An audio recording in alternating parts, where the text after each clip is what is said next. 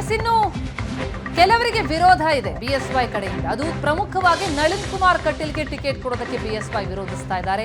ಆದ್ರೆ ಬಿಎಲ್ ಸಂತೋಷ್ ಕಟೀಲ್ ಪರ ಬ್ಯಾಟಿಂಗ್ ಮಾಡ್ತಾ ಇದ್ದಾರೆ. ಇನ್ನು ಕೇಂದ್ರ ಸಚಿವ ಭಗವಂತ ಖೂಬಾಗೂ ಕೂಡ ಟಿಕೆಟ್ ಕೊಡೋ ವಿಚಾರಕ್ಕೆ ಯಡಿಯೂರಪ್ಪ ಅವರ ವಿರೋಧ ಇದೆ. ಖೂಬಾಗೆ ಟಿಕೆಟ್ ನೀಡೋದು ಬೇಡ ಅಂತ ಬಿಎಸ್ವೈ ಮತ್ತು ವಿಜೇಂದ್ರ ಪಟ್ ಹಿಡಿದಿದ್ದಾರೆ. ಯಾಕಂದ್ರೆ ಖೂಬಾಗೆ ಸ್ಥಳೀಯ ಅಲ್ಲಿರುವಂತಹ ಬಿಜೆಪಿ ನಾಯಕರುಗಳ ವಿರೋಧ ಇರುವಂತದ್ದು. ಈ ಮಧ್ಯೆ ಮತ್ತೊಂದು ಬೆಳವಣಿಗೆ. ಬಿಜೆಪಿ ಸಿಇಸಿ ಸಭೆಯ ನಡುವೆ ಸಿಪಿ ಯೋಗೇಶ್ವರ್ ದೆಹಲಿಗೆ ಪ್ರವಾಸ. ಬೆಂಗಳೂರು ಗ್ರಾಮಾಂತರ ಕ್ಷೇತ್ರದ ಟಿಕೆಟ್ ಆಕಾಂಕ್ಷಿ ಸಂಭಾವ್ಯರ ಪಟ್ಟಿಯಲ್ಲಿ ಅವರ ಹೆಸರು ಕೂಡ ಕೇಳಿಬಂದಿದೆ. ಡಿಕೆ ಸುರೇಶ್ ಮಣಿಸೋದಕ್ಕೆ ರಣತಂತ್ರವನ್ನ ಏನು ರೂಪಿಸಲಾಗ್ತಾ ಇದೆ ಬಿಜೆಪಿ ಜೆಡಿಎಸ್ ಪಾಳೆಯದಲ್ಲಿ. ನಿನ್ನೆ ಕುಮಾರಸ್ವಾಮಿ ನಿವಾಸದಲ್ಲಿ ಮೈತ್ರಿ ನಾಯಕರ ಮೀಟಿಂಗ್ ನಡೆಯಿತು. ಆ ಸಭೆಯಲ್ಲಿ ಸಿಪಿ ಯೋಗೇಶ್ವರ್ ಅವರದ ಕಣಕ್ಕಿಳಿಸೋ ಬಗ್ಗೆ ಒಮ್ಮತದ ಅಭಿಪ್ರಾಯ ಬಂದಿದೆ. ಈ ಮಹತ್ವದ ಬೆಳವಣಿಗೆ ಬೆನ್ನಲ್ಲೇ ಇವತ್ತು ದೆಹಲಿಗೆ ಬಂದಿಳಿದಿದ್ದಾರೆ ಸೈನಿಕ ಯೋಗೇಶ್ವರ್. ಬಿಜೆಪಿ ವರಿಷ್ಠರ ಭೇಟಿಗೆ ಆಗಮಿಸಿದ್ದಾರೆ ಸಿಪಿ ಯೋಗೇಶ್ವರ್. ಎಸ್, ಇನ್ನು ಕಾಂಗ್ರೆಸ್ನ ಡಿಕೆ ಸುರೇಶ್ ಆ ಕ್ಷೇತ್ರದಿಂದ ಕಣಕ್ಕಿಳಿತಾ ಇರೋದು. ಡಿಕೆ ಸುರೇಶ್ನ ಮಣಿಸಲೇಬೇಕು ಅಂತ ಮೈತ್ರಿ ನಾಯಕರು ರಣತಂತ್ರವನ್ನ ಹೇಳಿತಾ ಇದ್ದಾರೆ.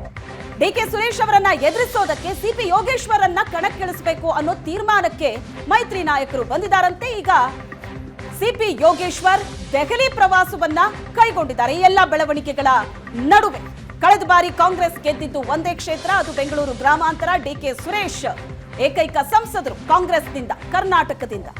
ಆ ಕ್ಷೇತ್ರವನ್ನ ಗೆಲ್ಲಲೇಬೇಕು ಅಂತ ಮೈತ್ರಿ ನಾಯಕರು ರಣತಂತ್ರವನ್ನ ಹೆಣೆದಿದ್ದಾರೆ.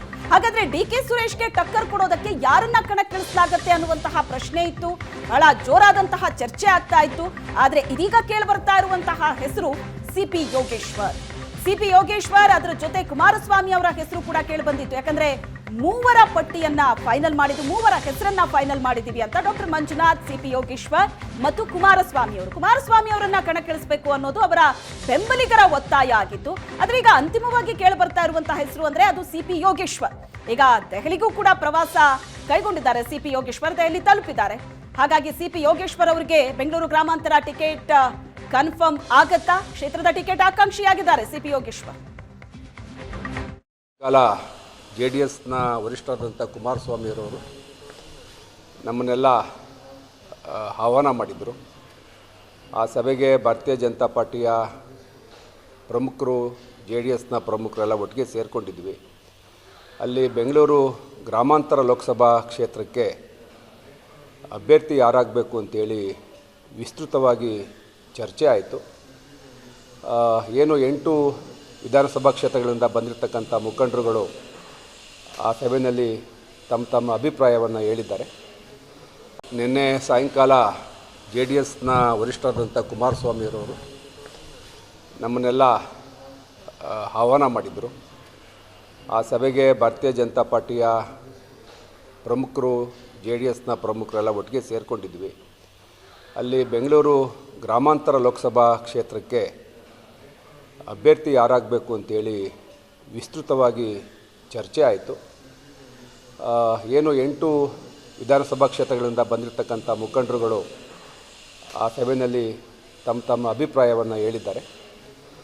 ನಿನ್ನೆ ಸಾಯಂಕಾಲ JDSನ ವರಿಷ್ಠರಾದಂಥ ಕುಮಾರಸ್ವಾಮಿಯವರು ನಮ್ಮನ್ನೆಲ್ಲ ಆಹ್ವಾನ ಮಾಡಿದರು. ಇದು ಸಿಪಿ ಯೋಗೇಶ್ವರ್ ಅವರ ಮಾತು. ದೆಹಲಿ ಪ್ರವಾಸ ಕೈಗೊಂಡಿದ್ದಾರೆ. ಬೆಂಗಳೂರು ಗ್ರಾಮಾಂತರಕ್ಕೆ ಅಭ್ಯರ್ಥಿಗಳ ಕೊರತೆ ಇಲ್ಲ. ಪಕ್ಷದಲ್ಲಿ ಸಾಕಷ್ಟು ಪ್ರಬಲ ನಾಯಕರಿದ್ದಾರೆ. 2 ದಿನಗಳಲ್ಲಿ ಅಭ್ಯರ್ಥಿ ಯಾರು ಅಂತ ಗೊತ್ತಾಗುತ್ತೆ ಅಂತ ಸಿಪಿ ಯೋಗೇಶ್ವರ್ ಪ್ರತಿಕ್ರಿಯಿಸಿದ್ದಾರೆ. ಆದರೆ ಅವರೇ ಅಲ್ಲಿನ ಅಭ್ಯರ್ಥಿ ಆಗ್ತಾರೇನೋ ಅನ್ನುವಂಥದ್ರ ಬಗ್ಗೆ ಈಗ ಬಹಳಷ್ಟು ಅನುಮಾನ ದಟ್ಟವಾಗ್ತಾ ಇದೆ. ಬೆಂಗಳೂರು ಗ್ರಾಮಾಂತರದಿಂದ ಯಾರಾದರೂ ಸ್ಪರ್ಧೆ ಮಾಡಬಹುದು, ಯಾರು ಸ್ಪರ್ಧೆ ಮಾಡಬಹುದು ಅನ್ನೋದಕ್ಕೆ ಅಶ್ವತ್ಥ ನಾರಾಯಣ್ DCM ಆಗಿದ್ದವರು, ಉಸ್ತುವಾರಿ ಸಚಿವರಾಗಿದ್ದರು. ಆರ್ ಅಶೋಕ್ ವಿರೋಧ ಪಕ್ಷದ ನಾಯಕರು, ಅವರು ಬೆಂಗಳೂರು ಗ್ರಾಮಾಂತರದಿಂದ ಸ್ಪರ್ಧೆ ಮಾಡಬಹುದು ಅಂತ ಹೇಳೋ ಮೂಲಕ ಮತ್ತಷ್ಟು ಗೊಂದಲ ಮೂಡಿಸೋ ಪ್ರಯತ್ನವನ್ನ ಮಾಡ್ತಾ ಇದ್ದಾರೆ. ಆದರೆ ಈಗಾಗಲೇ ಹೋಗಿರುವಂತಹ ಹೆಸರುಗಳನ್ನ ನಾವು ಗಮನಿಸ್ತಾ ಹೋದ್ರೆ ಅದು ಸಿಪಿ ಯೋಗೇಶ್ವರ್ ಅವರದ್ದು ಅನ್ನೋದು ಕೇಳಿ ಬರ್ತಾ ಇರುವಂಥದ್ದು. ಒಮ್ಮತ ಅಭಿಪ್ರಾಯ ಬಂದಿದೆ ಅನ್ನುವಂತಹ ಮಾತುಗಳು ಕೇಳಿ ಬರ್ತಾ ಇದೆ. ಆದರೆ ಈ ಮಧ್ಯೆ ಸಿಪಿ ಯೋಗೇಶ್ವರ್ ದೆಹಲಿಗೆ ಪ್ರಯಾಣವನ್ನ ಬೆಳೆಸಿರೋದು ಇನ್ನಷ್ಟು ಕುತೂಹಲವನ್ನ ಹೆಚ್ಚು ಮಾಡ್ತಾ ಇದೆ. ಜೊತೆಗೆ 2 ದಿನದಲ್ಲಿ ಅಭ್ಯರ್ಥಿ ಯಾರು ಅಂತ ಗೊತ್ತಾಗುತ್ತೆ, ಅಂತಿಮವಾಗಿ ಪಕ್ಷ ತೀರ್ಮಾನ ತೆಗೆದುಕೊಳ್ಬೇಕಾಗತ್ತೆ ಅಂತ ಯೋಗೇಶ್ವರ್ ನುಡಿದಿದ್ದಾರೆ.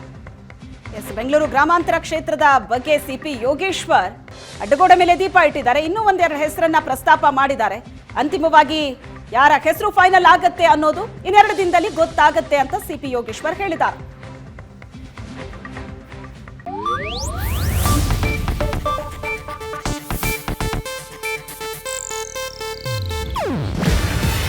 ಇದು ಏಷ್ಯಾನೆಟ್ ನ್ಯೂಸ್ ನೆಟ್ವರ್ಕ್ ಪ್ರಸ್ತುತಿ. ನೀವು ನೋಡ್ತಿದ್ದೀರಾ ಏಷ್ಯಾನೆಟ್ ಸುವರ್ಣ ನ್ಯೂಸ್.